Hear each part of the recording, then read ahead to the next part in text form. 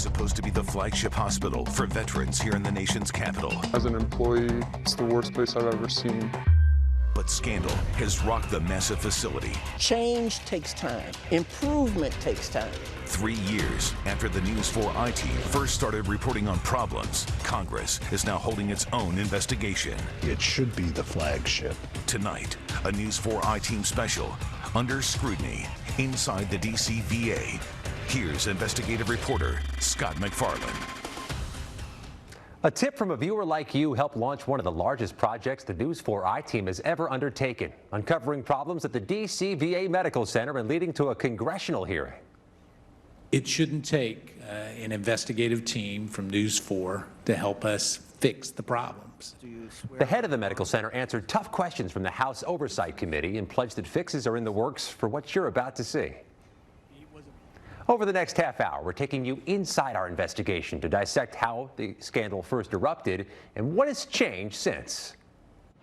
Among the tens of thousands of men and women who walked through these doors in the last year, I was having complications with multiple sclerosis. Is Edgar Gleason of Prince George's County. What the doctors saw made clear to them they needed to admit you. Right. You needed to stay there. Right. Last 4th of July, the air conditioning failed inside, and he says the temperature was unbearable. 36 hours later, you're walking out. Right. Just one of a series of maintenance problems inside the nation's flagship Veterans Medical Center over the past 3 years. That's according to an ongoing investigation by the News 4i team.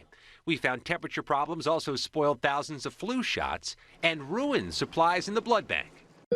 There were also supply shortages, some so severe doctors canceled procedures. One patient even had to be woken from anesthesia because they couldn't find the needed equipment for the procedure. The procedure delays, do you often find those in this quantity at other medical centers? Not in this quantity. And problems with sterilizing equipment, all aggravated by a culture of complacency, according to the VA's Inspector General, Mike Missel, who released his own scathing report detailing mismanagement at the medical center in 2017 and 2018. They had to improvise and take stopgap measures at every step. There was improvising going on. There was. That's not common in VA medical centers. It shouldn't be. The agency had missed warning signs from years ago. A 2013 report obtained by the I-Team, written by a contractor hired by the VA to assess the medical center, found shortcomings that needed to be addressed, something we pressed the then VA Secretary David Shulkin about weeks before he resigned. There were warnings about this as far back as 2013.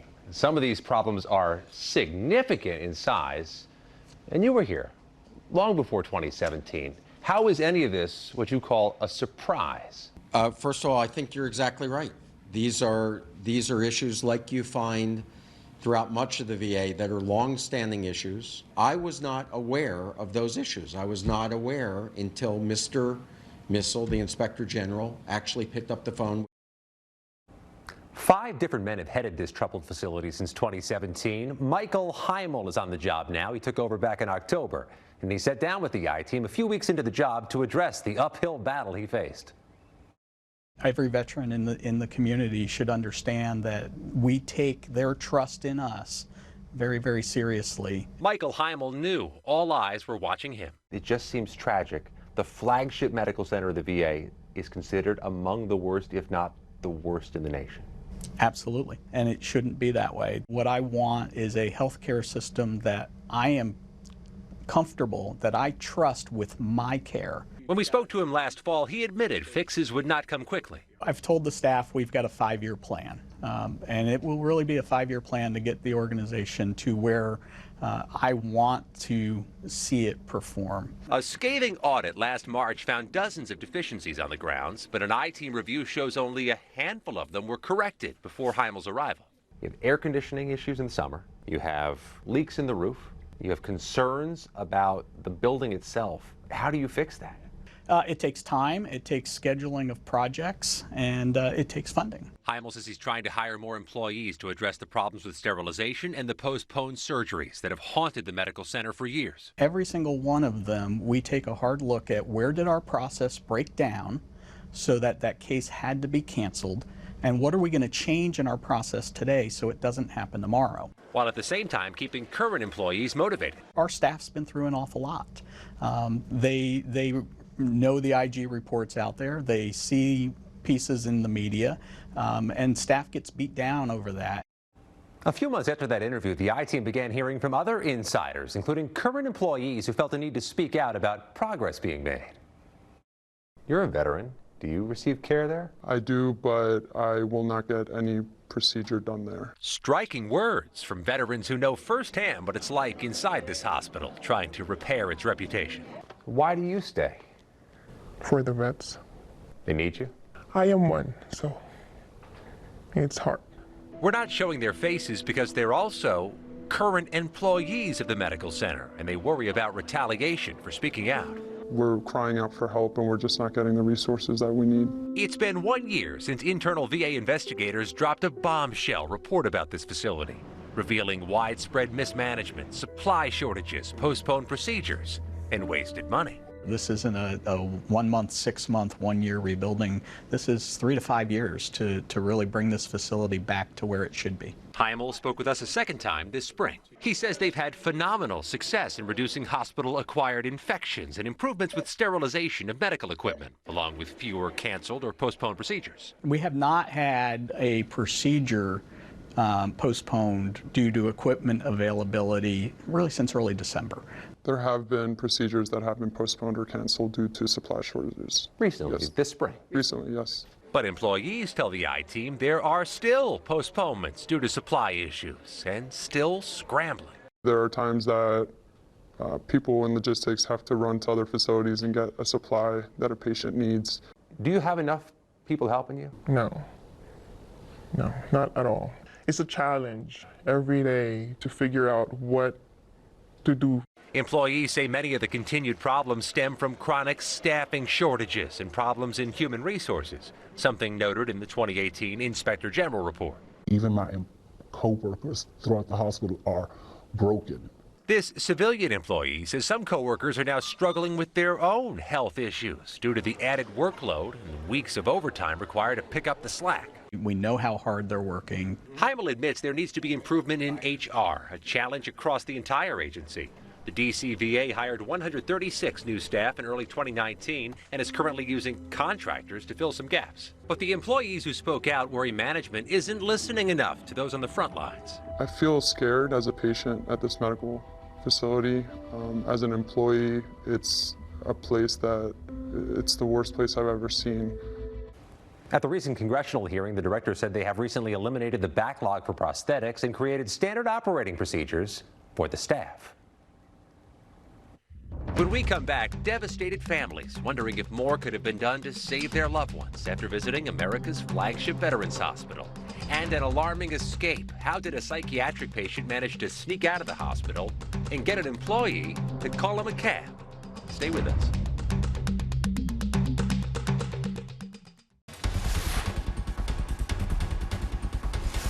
Welcome back. As you've seen, the DCVA Medical Center has been plagued with problems, mismanagement, staffing shortages, and inventory issues. But the I-Team uncovered other concerns, questions about whether the hospital is properly following up on some of its patients. Woodrow was a jokester sometimes. He was family-oriented. The annual family outing at Haynes Point just didn't seem the same, says Loretta Funderburg. Because he wasn't there. She says the grief of losing her brother is made worse by how the Navy veteran died, just hours after receiving care at the DCVA Medical Center. He had 2 appointments that day. The earlier appointment he kept. When Woodrow Reed didn't return home in May 2017 from the medical center, his family became concerned and called the hospital, but says no one could locate him. The next day, Loretta decided to go look for herself. And as soon as I turned in, there was his car. My heart was beating. Sometimes you just get this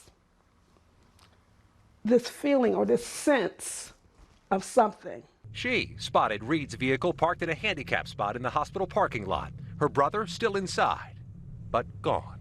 Medical records obtained by the News 4 I-Team showed the cause of death was mixed drug intoxication and ruled accidental. Why couldn't they find the car? It was right there. But our News 4 I-Team investigation revealed that's not the only recent death that has troubled workers and veterans inside this major medical center. Willie Davis of Southern Maryland underwent a lung biopsy at the medical center back in 2016. His family says he immediately complained of pain and coughing. Rushed that night to the George Washington University Hospital ER, they say he died hours later. His daughter declined to discuss the case on camera, but says they never heard from the VA after their father's biopsy. Agency sources tell the I-Team the medical center didn't learn about Davis's death until the other hospital sent the VA a bill. Why are some of these deaths not found first by your medical center? I can't speak to what happened before I got here. I'm familiar with both of those cases. Heimel, the medical center director, says hospital procedures are under review and changes will be made if necessary. If we did something wrong, we've got an obligation to disclose that to the patient and to the family. And he admits the medical center failed earlier this year. We've ran this location in the past. On February 6th, the vet who suffered from opioid addiction enters the emergency room. He asks staff to admit him to the hospital. But after evaluating the man, the medical center teams instead released him and gave him a February 8th follow-up appointment in an outpatient program. Caller believes that her husband shot himself. February 12th, the man shot himself inside his Annandale home. There was some type of breakdown in the process here at the medical center. Absolutely. That was a veteran that came to us for help, and we failed. We check federal hospital databases. When it comes to communicating with patients recovering at home, the medical center is below average nationally, but almost exactly average in D.C. A month after that report, a new issue uncovered by the I-Team that impacted not only patients, but the public, when a psychiatric patient at the VA managed to escape. Internal VA records obtained by the I-Team say the 29-year-old man from Manassas escaped the psychiatric ward at the D.C. VA Medical Center after entering the shower in May. By removing the ceiling tiles, removing part of the ceiling ventilation, and crawling to a neighboring office outside the locked space. Here's what happened next, according to a relative. He went through the emergency room and asked someone in the emergency room, the staff at the hospital, to call a taxi cab. And they called him a cab? They called him a cab. He was wearing his hospital clothes? He was wearing his scrub bottoms and a tank top. The relative did not want to be identified because the man is accused of taking that cab ride to a home in Manassas, where police said he held a woman he knew against her will and assaulted her. Prince William County Police arrested him. The hospital told the I-Team it quickly identified the veteran's location and contacted the police. But that relative told us something else. Before getting in the cab, the patient called home to alert family he was out. The relative then called the VA hospital twice to warn them the man had escaped, but said they couldn't even confirm if he was even a patient. You tried to warn them that he'd escaped? I did. And they didn't go look? No, they didn't even bother walking to check his room. After that incident, the internal VA record shows staff were retrained on how to better identify escape risk. Also, tamper-resistant fasteners were put on those ceiling tiles, and the facility plans to also install locks on the covers. The patient was hospitalized in Virginia after being charged by police, but he has since been released. Problems not just inside the D.C. VA, but also outside, as veterans struggle to make their appointments with a parking crunch. And later, the secretary of the VA sits down with us to talk improvements and plans for the troubled hospital. We'll be right back.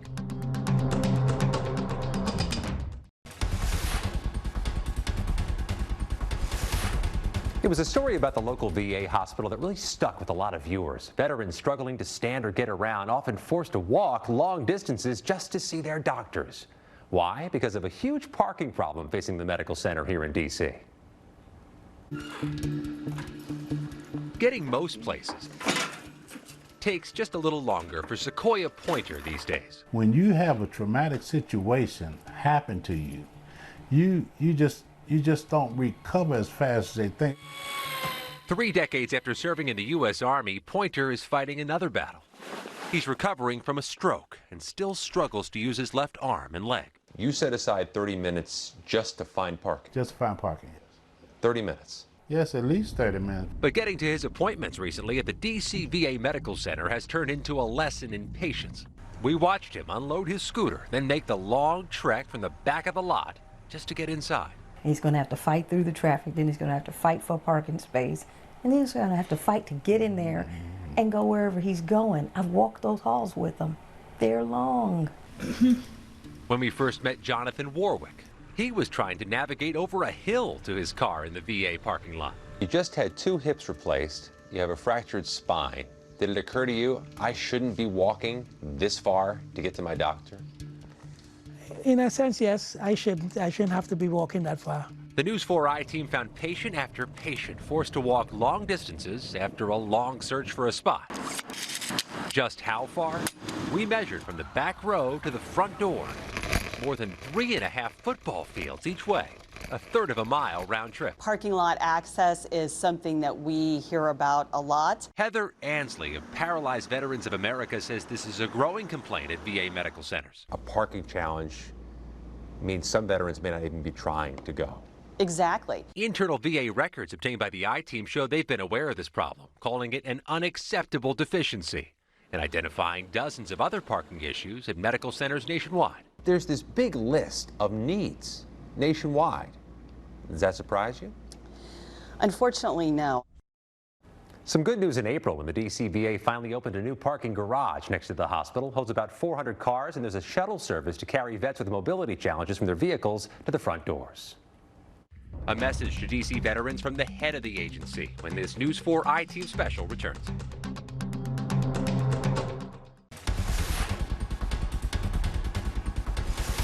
The director of the DC VA Medical Center says there have been positive developments, especially with supply shortages and the sterilization of equipment. The Inspector General of the U.S. Department of Veterans Affairs, charged with watchdogging this medical center, says a progress report will come in at the end of October of this year. At the very top of the agency, the Secretary of Veterans Affairs says progress is being made at the medical center, and he did so in a recent sit-down interview with the I-Team where he talked about the VA and about this facility. The good news about DC is that, and you've certainly covered it for the last few years, is that the ratings have gone up. It's now no longer a one-star facility, it's a two-star facility. We have a dedicated women's health clinic. Our mortality rates are as good or better than any in metropolitan Washington, D.C. And that is a huge step forward. We finally put in place permanent leadership. I can't speak to the crises that you reported on in the last few years. I wasn't here. But I can tell you that we are focusing on DC. It should be the flagship, and I do think it has improved greatly. The permanent director you referenced says this is a fix that will take years, not months. Does that sound acceptable? Well, I don't know. I didn't see that comment, but I hope it doesn't. And it's my goal across the country to make sure that those things don't happen. What do you say to the DC veterans? Well, what I say to the DC veterans is first, thank you for volunteering to serve your country. Come to us. Not only come to us, but tell us what you need. Tell us what you see that is right, and tell us what you see that is wrong. This is not your grandfather's VA anymore. We are changing with the population of veterans.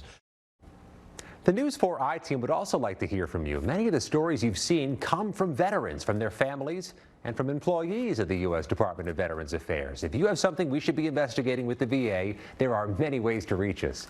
You see the phone number and the email on your screen. You can call us at 202-885-4444 or send us an email at tips@news4iteam.com. That's tips@news4iteam.com. And make sure you visit our NBC Washington app. Simply look for investigations.